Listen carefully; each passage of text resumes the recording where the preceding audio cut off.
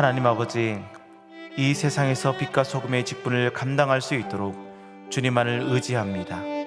우리는 삶의 현장에서 학교를 가든지 시장을 가든지 운전을 하든지 어디를 가든지 매일매일 영적 전쟁을 하며 살고 있습니다. 전쟁은 하나님께 속한 것이오니 하나님의 자녀인 우리의 손을 들어 주옵소서. 예수님의 이름으로 기도합니다. 아멘.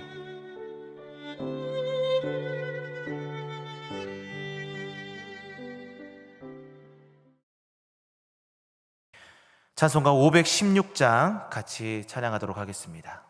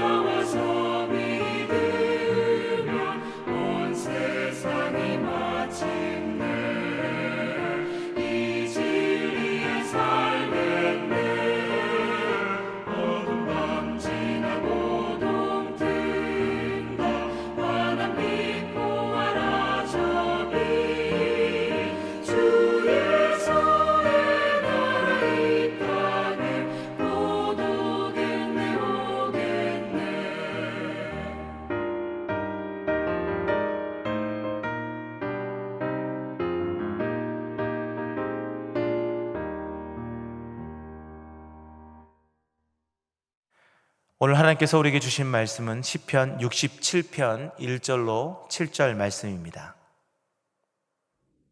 시편 67편. 하나님은 우리에게 은혜를 베푸사 복을 주시고 그의 얼굴빛을 우리에게 비추사. 셀라. 주의 도를 땅 위에, 주의 구원을 모든 나라에게 알리소서. 하나님이여, 민족들이 주를 찬송하게 하시며 모든 민족들이 주를 찬송하게 하소서. 온 백성은 기쁘고 즐겁게 노래할지니 주는 민족들을 공평히 심판하시며 땅 위의 나라들을 다스리실 것임이니이다. 셀라. 하나님이여, 민족들이 주를 찬송하게 하시며 모든 민족으로 주를 찬송하게 하소서. 땅이 그의 소산을 내어 주었으니 하나님 곧 우리 하나님이 우리에게 복을 주시리로다. 하나님이 우리에게 복을 주시리니 땅의 모든 끝이 하나님을 경외하리로다. 오늘 새벽에도 우리 하나님의 놀라운 은혜가 우리 성도님들과 함께하길 소원합니다. 오늘 본문 말씀을 통해서 그리스도인의 책임이라는 제목으로 같이 은혜를 나눴으면 좋겠습니다. 단기 선교를 다니다 보면 여러 나라들을 다니게 됩니다. 그런데 대한민국만큼 좋은 나라가 없는 것 같습니다. 기회가 되어서 미국에도 가게 되었는데 미국이 우리나라보다 굉장히 발전되어 있고 더 선진국이라고 알고 있었는데 마트에 갈 때 또 어디를 이동하고 싶은데 이 교통편이 굉장히 불편한 거예요. 자기의 차가 있을 때는 편합니다. 차를 타고 왔다 갔다 할 수 있으니까. 근데 자기의 차가 없을 때는 이곳 저곳을 갈 때 굉장히 번거롭고 대중교통을 타고 다니기에는 굉장히 어려운 것 같습니다. 물론 그곳에서 잘 생활하는 사람들은 충분히 잘 이용할 수 있겠지만 처음 간 사람들의 경우는 굉장히 어려운 것 같아요. 그런데 한국은 어떻습니까? 어플 잘 깔아서 그냥 어디서든지 대중교통을 잘 이용해서 왔다 갔다 할 수 있습니다.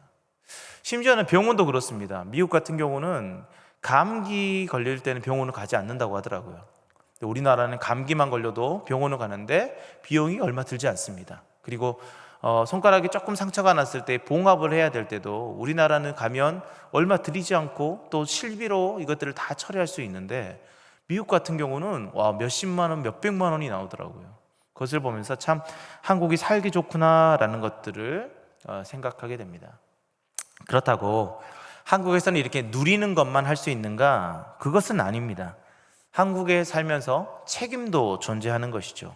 특별히 남자 같은 경우는 군대를 또 왔다 갔다 해야 되고 또 여러 가지 것들을 지켜야 하는 것들이 있습니다. 또 주민세와 각종 세금도 내야 되고 또 이것은 책임이기 때문에 반드시 해야 되는 것이죠. 이렇게 우리 그리스도인들도요, 구원의 감격을 가지고 살아가는 것을 누려야 되는 것이 맞지만 그에 맞는 책임도 존재합니다.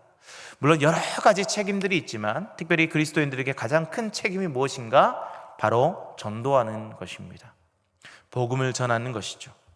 바울은 그 책임을 다하기 위해서 여러 지역을 돌면서 교회를 세우고 복음을 전했다가 결국에는 순교의 자리까지 가게 되었습니다. 그렇다면 이렇게 그리스도인의 책임인 복음을 전하는 것, 그것을 하기 위해서 우리는 어떻게 해야 될까? 오늘 본문을 통해서 세 가지를 살펴보도록 하겠습니다. 첫째로는요, 그리스도인들은 은혜를 누리는 자가 되어야 된다는 것입니다. 자, 시편 67편 1절 말씀, 하나님은 우리에게 은혜를 베푸사 복을 주시고 그의 얼굴빛을 우리에게 비추사라고 되어 있습니다. 자, 그리스도인들이 복음을 전하기 위해서는요, 반드시 필요한 것이 있습니다. 먼저 무엇을 해야 되는가? 복음을 누리는 자가 되어야 된다는 것이죠. 바로 하나님이 주시는 은혜를 누리며 살아가는 것이죠. 하나님은 모든 믿는 자들에게 복을 내려주시길 원합니다. 왜 그럴까요? 물론 우리를 사랑하시기 때문이기도 하지만 그것뿐만이 아닙니다. 자, 마태복음 5장 16절 말씀에 보니까 이렇게 말하고 있어요. 이같이 너희 빛이 사람 앞에 비치게 하여 그들로 너희 착한 행실을 보고 하늘에 계신 너희 아버지께 영광을 돌리게 하라 라고 얘기합니다. 우리의 행실을 보고 하늘에 계신 너희 아버지께 영광을 돌리게 하라 라고 얘기하고 있죠. 우리의 착한 행실을 통하여 세상 사람들이 하나님을 찬양할 수 있게 된다는 것을 말하고 있죠. 즉 우리가 하나님으로부터 오는 은혜를 받아 충만히 누릴 때요, 우리의 그 모습을 보고 하나님께 영광을 올려드릴 수 있게 된다는 것을 말하고 있습니다.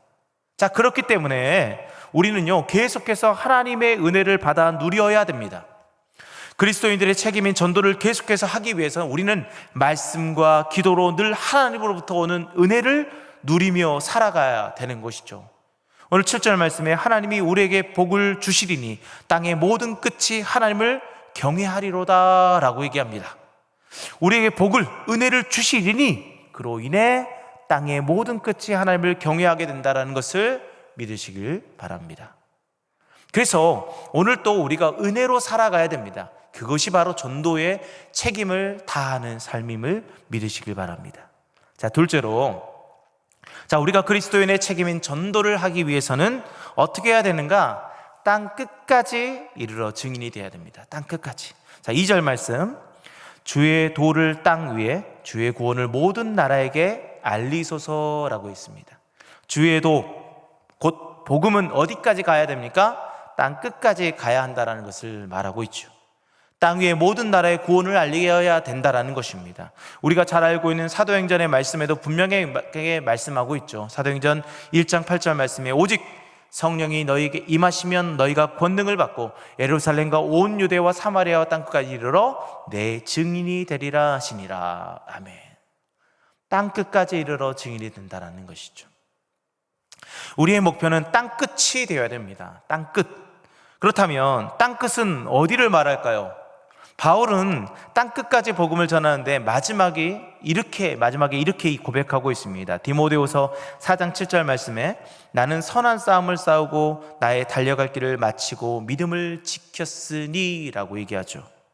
나의 달려갈 길을 마쳤다라고 이야기합니다. 땅 끝까지 복음을 전해야 하는데 마쳤다고 이야기하는 것은 무슨 말일까요? 자기의 땅 끝까지 갔다라는 것이죠. 물론 그 당시에 이제 그곳 가운데 그 땅끝이 자기가 생각했던 서바나 지역인데 스페인입니다. 그 반대쪽을 보면 바다밖에 없어요. 섬이 없어요. 그러니까 거기를 땅끝으로 생각했을 것입니다. 그렇다면 정말 거기가 땅끝일까요? 아직 자기가 가고자 했던 아시아 쪽으로는 가지 못했거든요. 그럼에도 불구하고 자기가 땅끝이라고 이야기했던 것은 무엇입니까? 하나님께서 자신에게 주었던 사명의 끝이 거기였다라는 것입니다. 그 말은 무엇일까요? 우리가 누리고 있는, 우리가 가야 할 곳, 우리가 있는 곳, 그 모든 것이 사명의 자리고 그곳에서 복음을 전해야 된다는 것입니다. 우리에게 주어진 땅, 지금은 서림교회로 부르셨다면 이 서림교회가 지금의 땅끝이 되는 것이죠.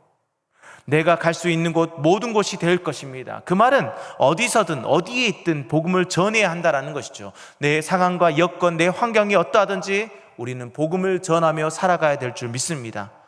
그렇기 때문에 지금 있는 그곳이 복음을 전하는 땅끝임을 기억하면서 지금 있는 자리에서 복음을 온전히 전하며 살아가는 우리 모든 성도들 되기를 소원합니다. 자, 마지막으로 세 번째, 그리스도인들의 책임인 전도를 다하기 위해서는 어떻게 해야 되는가? 바로 누구에게나 복음을 전해야 된다는 것이죠. 자, 4절 말씀.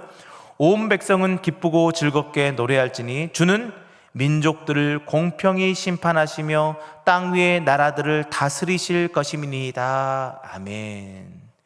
자, 하나님은 모든 민족에게 어떻게 한다고요? 공평하신 하나님이십니다. 우리가 예전에 찬양을 많이 했던 공평하신 하나님 했던 것처럼 우리 하나님은요, 공평하신 분이십니다. 그 말은 사람을 구별하지 않아요. 예전에 죄악을 많이 지었던, 예전에 무섭게 조직 생활을 했던, 술과 담배를 그렇게 많이 했던 그거 상관하지 않습니다. 오직 예수 그리스도를 믿냐 믿지 않느냐를 판단하실 분이시죠. 그렇기 때문에 우리 또한 사람을 판가름하면서 저 사람은 복음을 믿지 않을 사람이야, 아니요, 그럴 사람은 한 명도 없습니다. 그렇기 때문에 우리는 이 사람 저 사람 재미면서 전도하는 것이 아니라 우리가 보이는 사람, 그 사람들에게 가서 우리 주의 모든 사람들에게, 복음을 알지 못하는 모든 사람들에게 복음을 전하며 살아가야 된다는 것입니다. 그렇기 때문에 오늘 만나는 모든 사람들에게 복음을 전하며 살아가는 우리 모든 성도님 되기를 소원합니다.